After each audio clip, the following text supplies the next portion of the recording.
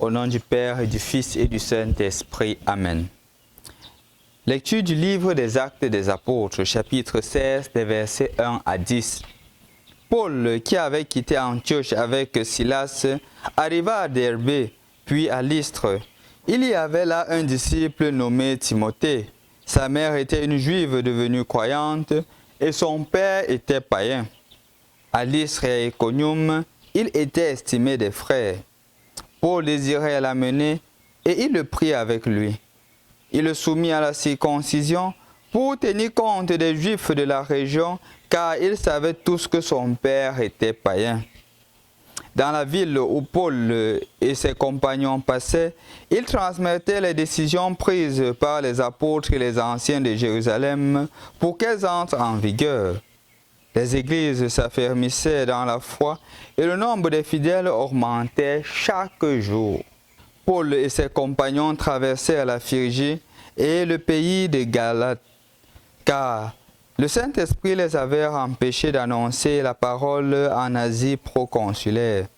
Arrivés en Mysie, ils essayèrent d'atteindre la Bithynie, mais l'Esprit de Jésus s'y opposa. Ils traversaient alors la Mysie et rejoignirent la côte de Troas. Or, Paul eut une vision pendant la nuit. Un Macédonien était là debout et l'appelait. « Traverse la mer pour venir en Macédoine à notre secours. » Après cette vision de Paul, nous avons cherché à partir immédiatement pour la Macédoine, car nous étions certains que Dieu venait de nous appeler à y porter la bonne nouvelle. Bonjour chers frères et sœurs dans le Christ, rendus au samedi de la 5e semaine du temps de Pâques, les lectures nous invitent davantage à redécouvrir la grandeur, la beauté de Dieu dans les événements de chaque jour. En effet, chers frères et sœurs dans le Christ, hier nous écoutions comment est-ce que les décisions des apôtres concernant la circoncision devraient être mises en vigueur dans les autres communautés. Premièrement, on ne devrait plus imposer aux païens la circoncision pour devenir chrétien. Non, on ne le ferait plus. Mais plus encore, il y avait des choses que quand même les païens devraient éviter, comme entrer dans des unions illégitimes. Ils ne devraient plus le faire. Aujourd'hui, on a un cas particulier. Remarquons premièrement que l'application de la loi est faite en fonction de la réalité qu'on retrouve sur le terrain. Le cas de Timothée est un exemple palpable de cette application de la loi. On a dit que les Juifs ne devraient plus, ou du moins les païens ne devraient plus passer par la circoncision. C'est clairement stipulé. Ça veut dire que pour être chrétien, on n'a plus besoin de passer par la circoncision. Mais on a Timothée qui avait une maman juive. Ça veut dire qu'il avait en lui les gènes du judaïsme. Ayant en lui les gènes du judaïsme, on lui fait alors passer par la circoncision pour éviter un quelconque conflit, bien que le papa soit païen. Ça veut dire quoi, chers frères et sœurs dans le Christ? Ça veut dire que bien qu'il y ait une loi, la loi ne s'applique qu'en fonction de la réalité concrète qu'on trouve sur le terrain. On ne peut pas dire que voici la loi et la loi c'est tout. C'est pour cela que Jésus disait toujours que la loi est faite pour l'homme et non l'homme pour la loi. Une loi ne s'applique que dans la mesure où elle aide des personnes à atteindre la finalité pour laquelle ils ont été créés. Et cette finalité c'est quoi? C'est l'union à Dieu. C'est manifester l'amour qui vient de Dieu. C'est cela la loi. C'est cela, cette loi-là qui nous unit. La loi basée sur l'amour. En effet, le dernier canon du droit canonique nous invite justement à en prendre conscience dans la mesure où ce dernier canon nous dit que toutes ces lois-là sont en vue du salut de l'âme. Une loi qui n'aide pas la personne à se rapprocher davantage de Dieu, à connaître Dieu, à l'aimer, à lui demeurer fidèle, n'est pas une loi qui aide, qui sanctifie. C'est une loi qui doit être mise à côté. La loi n'est loi que lorsqu'elle peut s'actualiser et se concrétiser dans des situations précises. C'est la première des choses que je voudrais partager avec vous, chers frères et sœurs dans le Christ.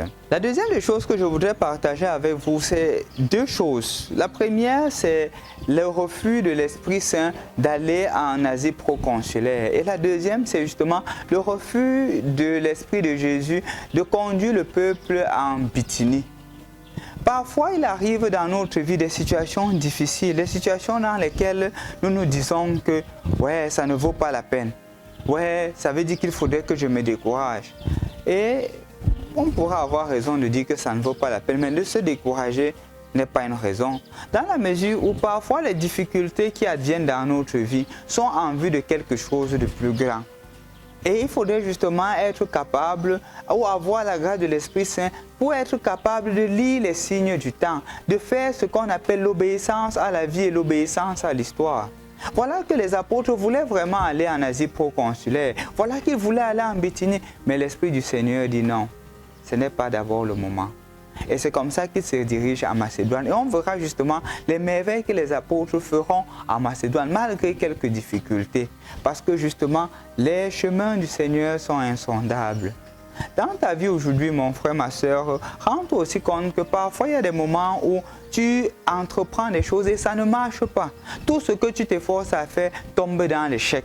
Et parfois, on reste là, on se dit que ouais, c'est parce que Dieu ne m'aime pas. Tout ce que j'entreprends ne marche pas. Est-ce qu'on ne sait pas un moment demander que peut-être que le Seigneur te prépare à quelque chose de plus grand? Et que justement, de la même manière que les apôtres se sont dit que c'est la volonté du Seigneur, que nous puissions aussi nous dire parfois au moment des échecs que peut-être le Seigneur prépare quelque chose de plus grand pour moi. Et l'attitude que je dois avoir, c'est une attitude de foi, une attitude de confiance au Seigneur dans les moments d'échec, dans les moments où ça n'avance pas. Et deuxièmement, retenons, chers frères et sœurs dans le Christ, comme je l'ai dit à l'entame de mes propos, l'application de la loi ne se fait que sur la base de l'amour. Donc retiens deux choses pour aujourd'hui, mon frère, ma sœur. La première, c'est la loi d'une maison, la loi d'une société, la loi d'un État ne doit être mise en application que lorsqu'elle concourt au bien-être des personnes, au bien-être des populations, au bien-être de la famille. Quand c'est une loi qui n'aide pas, c'est une loi à mettre de côté. La deuxième des choses, c'est que les moments difficiles, les échecs dans nos vies ne sont pas toujours des finalités en elles-mêmes. Ce sont des étapes peut-être préparatoires à quelque chose de plus grand. Et ce que tu dois faire, ce que je dois faire, c'est justement une confiance inébranlable en Dieu. Parce que lui sait mieux que toi et moi ce dont nous avons besoin. Et donc, nous lui faire confiance. Au nom du Père et du Fils et du Saint-Esprit. Amen.